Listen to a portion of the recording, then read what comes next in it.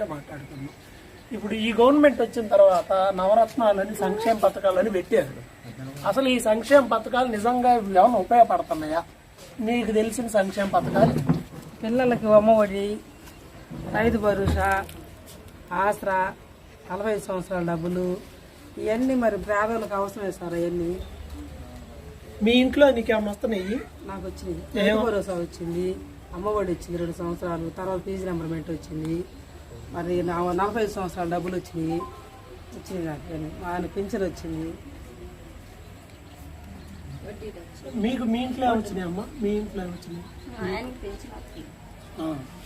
పింఛను మా పిల్లలు చదువుకునే వాళ్ళు లేరుగా పింఛను, మాకు రైతు భరోసా డబ్బులు, డ్వాక్రా మహిళ డబ్బులు, రుణమాఫీ.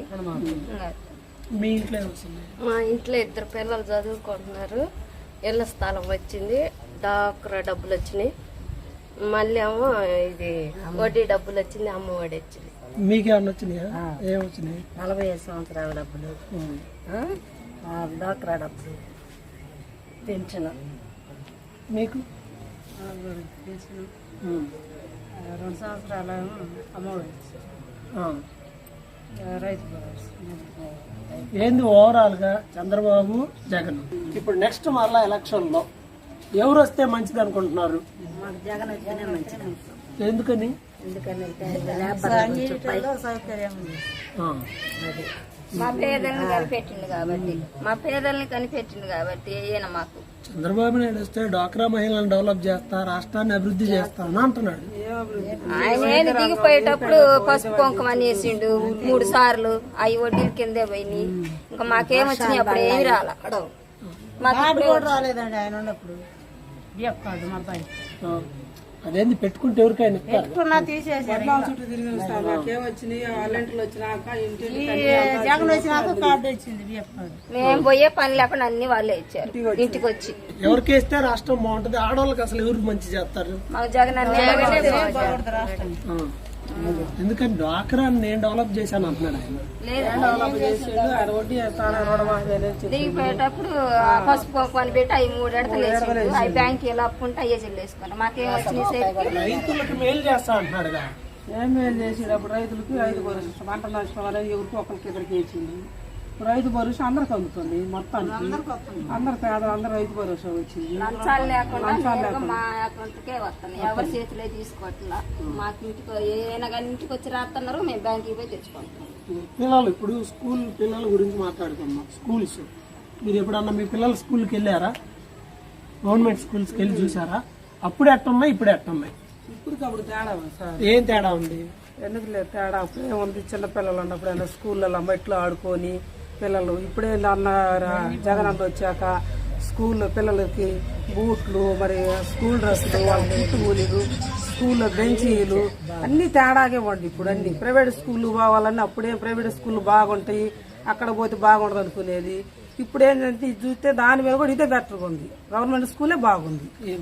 ఇంగ్లీష్ మీడియం స్కూల్ దండగా అంటే చంద్రబాబు నాయుడు ఇంగ్లీష్ చదవకుండా మేము ఎంతకాలం పేదలకి మాకు అందుబాటు ఉండదు కదా, మేము డబ్బు పెట్టి చదివలేం కదా. లేనోళ్ళు లేనట్టే ఉంచాలి, వాళ్ళ పైకి తేకూడదని ఆ చంద్రబాబు నాయుడు ఏంటంటే అందరు చదువుకోవాలి, వాళ్ళు లేనోళ్ళు కదా, వాళ్ళు చదివించుకోలేరని ఆయన పెట్టిండు మాకు. ఈ గవర్నమెంట్ వచ్చాక ఎస్సీలకి ఏం మేలు జరగరా? ఒక రోడ్డే ఇలా, అసలు నీళ్ళకి ఇబ్బంది, అసలు మాచర్లు అంత తన్నుకొని చంపుకోవటమేను అని అంటున్నారు. మీకు తెలిసి నిజమా? ఎంతవరకు ఎట్టు మీ ఊర్లో ఎట్టుంది? అప్పుడే నరుక్కున్నారు చంద్రబాబు నాయుడు ప్రభుత్వం, అప్పుడే నరుక్కున్నారు. ఇప్పుడు ఏమీ లేదు, ఇప్పుడే ప్రశాంతంగా ఉంది. ఉన్నావు అప్పుడు గుర్తుని తెలుసు, అప్పుడే నరుక్కున్నారు. ఇప్పుడు మళ్ళీ అప్పుడు ఆయనే మళ్ళీ ఇప్పుడు వచ్చాడు, మళ్ళీ మొదలైద్ది. ఇప్పుడు అదే ఇప్పుడు రామకృష్ణారెడ్డి గారు ఒక పక్కన, మళ్ళీ ఒక పక్కన బ్రహ్మారెడ్డి, ఇద్దరు ఈ ఊరు వాళ్ళే, ఐ మీన్ ఈ నియోజకవర్గం వాళ్ళే. ఎవరు వస్తే మంచిది? రామకృష్ణారెడ్డి గారు వస్తే బాగుంది. 4 సార్లు గెలిపించాము, అభివృద్ధే లేదు. ఈ ఒక్కసారి నాకు ఇస్తేనే కొట్టుకోసాకుండా చూస్తుండగా ప్రజల్ని. ఇప్పుడు చుట్టుపక్కల ఉన్న నియోజకవర్గంలో ఉన్న గ్రామాలన్నీ కూడా దేనికైనా కానీ ఒక గొడవ లేకుండా అందరు సమాధానంగా అందరు కలిసిపోతున్నాం. రేపు ఆయన వస్తే వర్గాలు తెత్తడు, పేదోళ్ళని కుల వర్గాలని అన్ని తెత్తడు. వాళ్ళు వైసీపీలో వాళ్ళు అట్ట చేసిన వీళ్ళు ఇట్ట చేసిన గొడవలు పెడతాడు. ఒకసారి చంద్రబాబు నాయుడు వచ్చిండు, ఎప్పుడు 2015లో వచ్చింది దుర్గి ఒకసారి వచ్చి సందకాడు వస్తే అందరం వెళ్ళి చూసి వద్దామని. ఆయన ఏమంటుండు, నేనున్నా మీ ఇష్టం అన్నాడు. అంటే ఎవరు నరుకొని సావాలి ఆయన పోతే ఇక్కడ? అప్పుడు మాట కూడా ఇప్పుడు మాకు గుర్తుంది.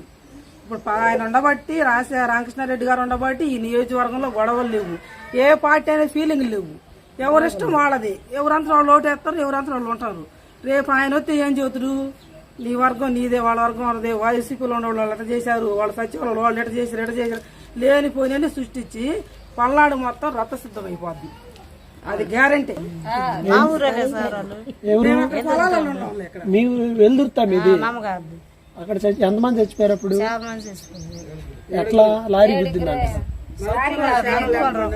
నరుక్కున్నారా? 7 చచ్చిపోయారు ఇక్కడ.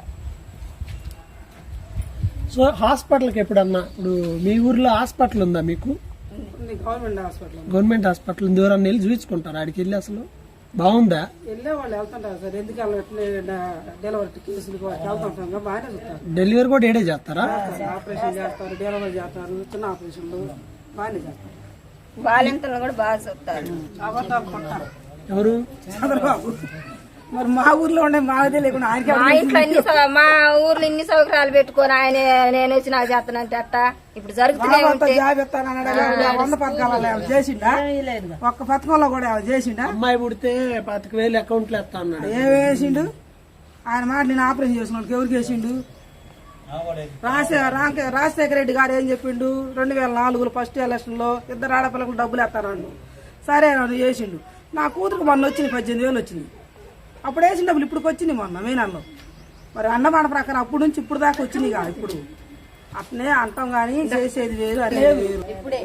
మా ఊర్లో మేమంటే కొత్తగా వచ్చింది కానీ మాకంటే ముందు ముసలోళ్ళు కూడా అన్నారు, ఎస్సీలకి ఇప్పుడే మనకు పదవి రావటం, ఇంతవరకు ఈ ఊరికి రాల పదవి, ఇప్పుడు వచ్చింది ఆయనకి. ఇప్పుడు అందుకనే అందరికి ఇస్తున్నాడు, ఆ టిప్పర్ డ్రైవర్లకి, మాదిగోళ్ళకి, ఆ వాళ్ళకి ఇస్తున్నాడు, లేని వాళ్ళకి మనమేమైపోవాలని ఆయన బాధ. ఇప్పుడు ఆయన బాధ ఇప్పుడు అదే, లేని వాళ్ళని కనిపెడుతున్నాయి సరికి. లేదు లేదు అన్ని అబద్ధాలు. చెంగపూర్లో పెట్టుకోమను అది చేసింది, అది చేసింది.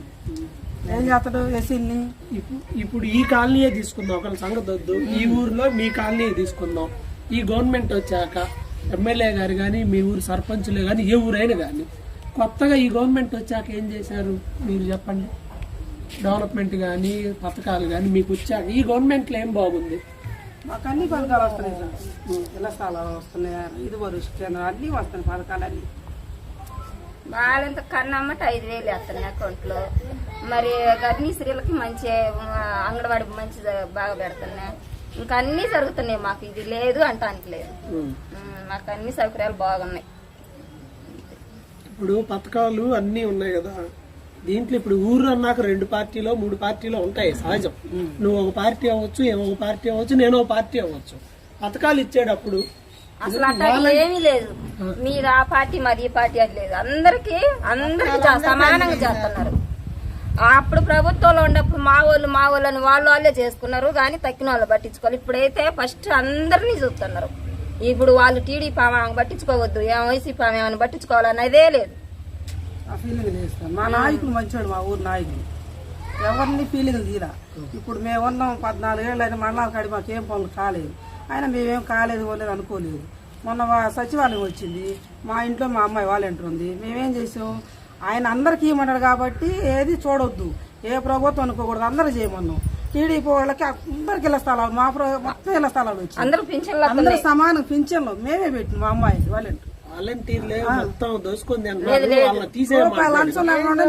కళ్ళు మంట, వాళ్ళు బాగా చేస్తుంటే కళ్ళు మండి అట్లా మాట్లాడుతుంది. చేసిన దాన్ని బట్టి గెలవలేమేమో వాలంటీర్లు అన్ని సాయం చేసి వాళ్ళకి వాళ్ళే కదా అడిగేది. ఈ రోజు 2వ తారీఖు అయినా కానీ మరి పింఛన్ అక్కడికి వెళ్ళి హాస్పిటల్లో మనుషులు ఉంటారు పాపం, వాళ్ళందరికీ చంద్రబాబు నాయుడు చేసిందే ఇప్పుడు. లేకపోతే వాలంటీర్ 1వ తారీఖునే పంచిపారు. ఇప్పుడు వాళ్ళు వాలంటీర్లు పెన్షన్ పంచుతా ఓటేయమని చెప్పి అందరిని మాయ చేస్తారేమో. బాగా మాట్లాడేది ఎవరండి ఇప్పుడు? అంత దిక్కులో ఎవరు ఉన్నారు? ఎన్ని తిన్నా ఎవరు మాటలు వాళ్ళు చెప్పిన మాటలు ఎవరన్నారు? వాళ్ళు తిన్నది గుర్తొస్తే యాత్ర అంతే. ఎవరు చెప్పిన మాటలు ఎవరు ఈయనంత పిచ్చోళ్ళు ఎవరు లేరు. గుర్తు పెట్టుకుని జగన్ తిన్న ఇంటి గుర్తు పెట్టుకొని ఆలోచన చేసి ఓటేయండి అని చెప్తాడు. తిన్నోళ్ళు ప్రతి ఒక్కలో తిన్నోళ్ళే. తిన్నోళ్ళు ఎవరు? ఇప్పుడు ఇంకా ఫైనల్ గా జరగబోయే ఎలక్షన్ లో టీడీపీ పవన్ కళ్యాణ్, తెలుగుదేశం, జనసేన మొత్తం అందరూ ఓ పక్క, మీరేమో జగన్ ఫ్యాన్స్ లాగా ఉన్నట్టున్నారు. జగన్ ఓ పక్కన మొత్తం ఓడిపోయేది ఖాయం. వాళ్ళు ముగ్గురు, నేను ఒకడు మోడీ కూడా ఉన్నాడు వెనక, జగన్ పోతాడు అని ఒక మాట వినపడుతుంది. ఏమంటారు దానికి? మేమేమంటామండి, జగన్ అందరూ ఉన్నాం. దేవుడు ఉన్నాడు, సహాయం చేయడు. ఎప్పుడు ఆయన ఏమంటాడు? దేవుని దయ ప్రజల దయ అంటాడు. ప్రజల దయ ఉంది, దేవుని దయ. ఎంతమంది కుమ్మక్కైనా కానీ ఎవరు ఏం మాటే చాలు సార్. అబద్ధం ఎన్ని మాటలు పుట్టించినా గానీ యథార్థమే, నీతి నిజాయితీ బయటకు వస్తుంది, నిలబడిపోతుంది. కానీ అబద్ధం ఎప్పుడు అక్కడికి రాదు. నిజాయితీకి ఒక్క మాటే చాలు. సాటు నువ్వు ఎన్ని మాటలు చెప్పు, నువ్వు చేసి నువ్వు వాగ్దానాలు చేసి నువ్వు ఒక్కటా నిలబెట్టుకున్నావా? నిలబెట్టుకోలేదు. ఇలా 9 చేసిండు, దీంట్లో అన్ని నవరత్నాలు చేసిండు. ఇప్పుడు అవన్నీ తెలిస్తే ఎందుకు ఇదవుతారు? ఆయన చెప్పిన మాటలకి ఏం చెప్పినారు? ఎవరు మోసపోరు. నీతి నిజాయితీ అనేది తెలిసిన వాళ్ళైతే మనకింత సహాయం చేసిండు. సరే ఉండోళ్ళ కంటే ఉండోళ్ళు కాకపోయినా కానీ ఉద్యోగస్తులు ఏమంటారని మాకు సమయానికి అందిలేదని అనుకో, సరే పేదలకు తెద్దామని ఒకరోజు చెయ్యొద్దు ఇచ్చిండు మాకు పేదలకి. అంతేగాని ఇప్పుడు ఆయన వస్తే ఏం చేస్తారు? పేదలకు ఏమి చేయలేడు ఆయన. మేము ఏదైనా కానీ ఏ ప్రభుత్వం సరే, ఆయన సరే ఏనైనా సరే, ఒక జగనే కాదు, ఒక రాయనే కాదు, ఎవరైనా సరే పేదలకి ఏదైనా అందవలసిన గవర్నమెంట్ ద్వారా అందవలసిన పథకాలు అంది పేదలకు అన్నిటికీ వైద్యం అనేది, ఇప్పుడు పిల్లల స్కూల్ అనేది, స్త్రీలకు ఏదైనా సరే అది చేసే అదే కావాలి. ఆ పాలనే మాకు కావాలి. అది అంతే. రైతుకి ఏ రోజన్నా 20,000 పడ్డదా కింటా మిరగాయలు, 10,000 కందులు అమ్మిందా? అసలు ఇప్పుడు పడ్డ రేటు జీవితంలో మేము చూడలేం. మేము ఇంత వయసు వచ్చినా గాని వర్షమే పడదు. ఎందుకని? ఎందుకంటే ఆయన పాద పట్టాడు. ఎవరు పాదం? అదే చంద్రబాబు నాయుడుది. మరి ముసలోళ్ళు కూడా అదే మాట అయ్యా చెప్పేది. వర్షం పడదు, రాబోద్దని చెబుతూనే ఉన్నారు. టీవీలో తెగ చెప్పుతుంది. పాప ఎవరైతే తెగ అంటారు 1వ తారీఖు పోరాడుతుండో మరి మాకు అర్థం కావట్లా. సీనియర్ ముఖ్యమంత్రి పెద్దోడు నిన్ను మేమే తుస్కరించాను. నువ్వు సీనియర్ అయినోడి, నువ్వు తెల్లి కల్లోడివి, నువ్వు 14 ఏళ్ళు పదవి చేసినోడి ఒక్కడవేరా. ఎందుకు కలుపుకుంటున్నావు ఎంతమందిని? నువ్వు చేసిన మంచోడు కదా. 14 ఏళ్ళు ప్రభుత్వం ఏళ్ళు కాబట్టి, అప్పుడు నువ్వు 14 ఏళ్ళు చేసిన ప్రజలకు చేసిన మంచితనం ఉంది కాబట్టి, నువ్వు చేసిన మేలు ఉంది కాబట్టి నిన్ను వాళ్ళు ఎందుకు మర్చిపోతారు? నువ్వు ఒక్కడేరా. ఇన్ని కొమ్మక్కులు ఎందుకు? ఎట్టైనా ఓడించాలి. మన్నాయి ఒక్కడే చేసిండు కాబట్టి ఒక్కడే సింగల్ గానే వస్తాడు.